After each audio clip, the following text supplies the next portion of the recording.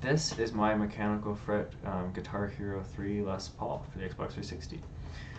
Basically, that means I've got these mechanical switches that sound really nice and feel really nice inside, instead of the standard membrane style switches. Basically, I got the HobbyCNC board, PC board, and soldered these buttons into it and soldered them inside the guitar. This is specific to the Xbox 360 Gibson Les Paul guitar. So this one, not the Wii one. I believe the PS3 one is the same, but not the Wii one. That's because there are 8 pins on this one, and there are 6 pins on the Wii one. And even then, the PC board's slightly different, so you would have to kind of drill holes. I'm not entirely sure if that would work. This one is from an Xplorers, and the size is about the same, and I believe it would work, but I have not tested it with the Xplorers yet. You'll be able to buy these on HobbyCNC for a pretty reasonable price. I don't know if the price is confirmed, so I will not say it, but it is a very reasonable price if it is the same one that I was told it will be.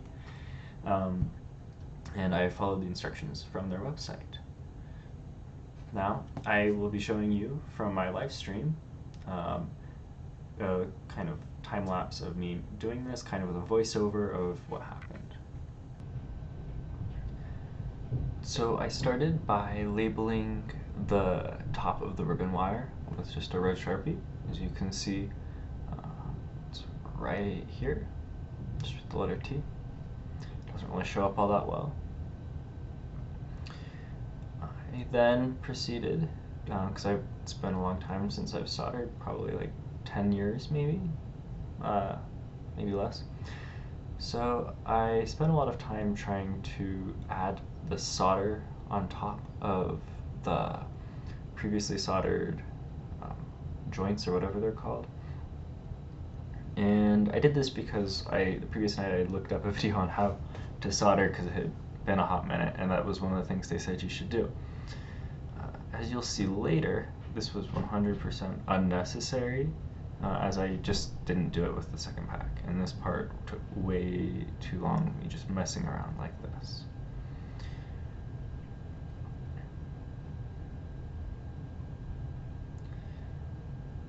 As you can see, it also took me a while just to figure out how to get the solder to melt, because for some reason, I guess maybe it's specific to this iron, it doesn't melt at the tip. You have to like melt on the side of it. I don't know if that's normal though.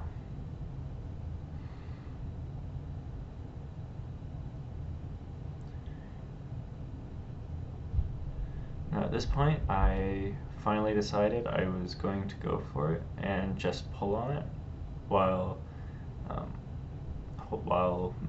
using the solder on the old tips. This is probably not the best way to hold it. I'm glad I didn't get burnt, but I could have seriously gotten burnt from this.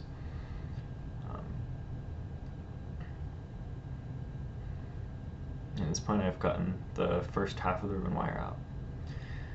Now the second half, as you see, like I mentioned before, I didn't try to solder on top of the old connections. I just kind of put it on there and pulled up. And this worked fine. I could have easily done this for both connections and saved myself a bunch of time. So from here, I decide that I'm going to put the buttons on next. I figure it'd be easier to put them on while the board's not connected. So I get my first switch, and I spend a lot of time trying to figure out what way it goes, because I don't have the experience with this to be able to just kind of look at the board and tell. So I had to kind of reference a bunch of things. Now you'll notice right now I only have one button in, and I am leading the board on the table like that. That was probably a bad idea. I should probably put all the buttons on there just to stabilize it. This would ensure that all the buttons are perfectly placed and such, but I didn't do that. I didn't think about that. But it turned out fine. So I'm just putting the solder on the 2 parts that require it. like I said, it's been a long time since I've done this, so I am not really all that fast or skilled at this. This is kind of also showing that, as long as you have the basic idea of what you're supposed to be doing, this shouldn't be a difficult task at all. As you can see, I've got my first two solder points on the first button. They don't look like what they should, but they get the job done. The idea is that it kind of looks like a Hershey's Kiss, kind of, maybe a little less twirly and such. Then I do the second one. This one, I just had done the first one. Didn't take as long to do it, and you can see the solder joint kind of looks a lot better than the previous one. It still doesn't look all that great. Then you basically just repeat this for the remaining three. And you see that third one was really quick, and this fourth one really quick, and then this fifth one really quick. Once you kind of get the hang of it, it all just kind of flows.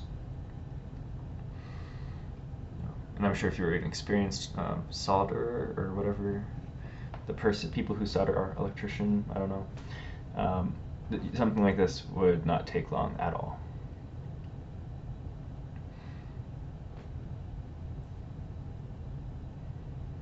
Now, this is the point where things kind of get frustrating.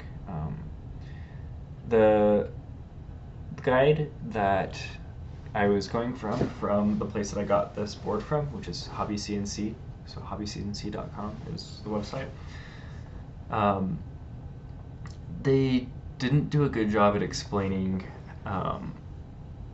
the direction of the wires. As a matter of fact, the way that they explained it, to my understanding, was flipped, and I referenced their image, and I went off of what their image said. So what I'm saying is the instructions currently say that the pins go in the same place, with the same numbers. It's not the same numbers. The numbers are backwards it's the same physical position as if you were to have just taken it off and put it back on, with the exception that instead of coming in from the bottom, they'll now come in from the top. So at this point, I had kind of messed up a little bit. Two of my connections had mixed together, and I had absolutely no idea what I was supposed to do. So what I did was I kind of got that sponge that you kind of saw to try to help wipe it out. It didn't really do anything. I kind of lucked out that it worked out. I'm sure there's like an actual technique to removing it, but I wasn't good at it.